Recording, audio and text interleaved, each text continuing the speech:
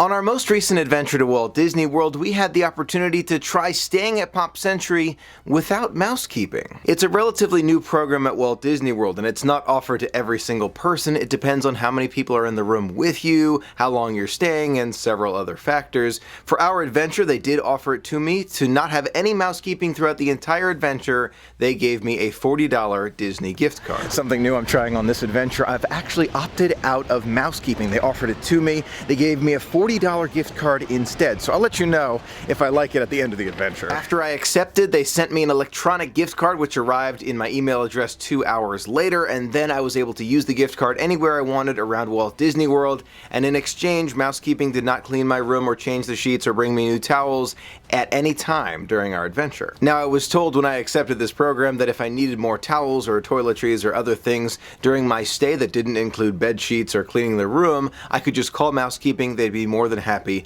to bring it to me. I didn't feel the need to call them at any point, so I didn't try that part, but they didn't come any other day during the adventure. And the big question, did I feel the difference? Somewhat. I personally don't mind reusing the towels maybe about twice. Maybe I'll take a shower, hang up the towel, and then I'll reuse it one more time, but then that's about it.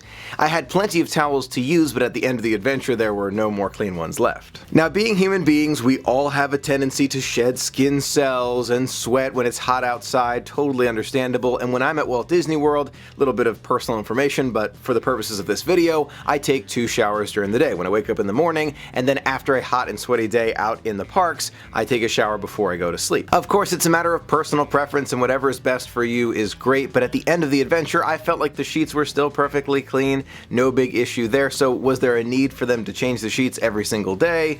Probably not. Now the big question, would I do it again and opt out of mousekeeping in the future in exchange for a Disney gift card of $40, $50, whatever they offer me? The answer, it depends. If I'm by myself in the room and it's a relatively short adventure, 5 nights or shorter, and maybe it's a relatively cool time of year, I wouldn't be against trying it again. That being said, it wouldn't be every time. The reason is there is something nice about coming back to your room with fresh sheets and fresh towels and a relatively clean space. I really do appreciate all that mousekeeping does, and I feel like it's worth it. Something else to consider if you're thinking about opting out of mousekeeping are tips. Every single day when mousekeeping comes by, I leave them a tip to show them how much I appreciate all that they do, and that does add up to an additional cost. So not only do you get the gift card when you opt out, you also don't have to pay these tips because they're not coming into your room. So there are certain positives and negatives just to consider. Those are my thoughts about mousekeeping. I may opt out in the future again, but it probably will vary depending on the trip. Let me know your thoughts about it in the comments below, and if you've opted out of mousekeeping before, let us know your review as well. Thank you so much for being a part of the magic with me. Until next time, have a magical day.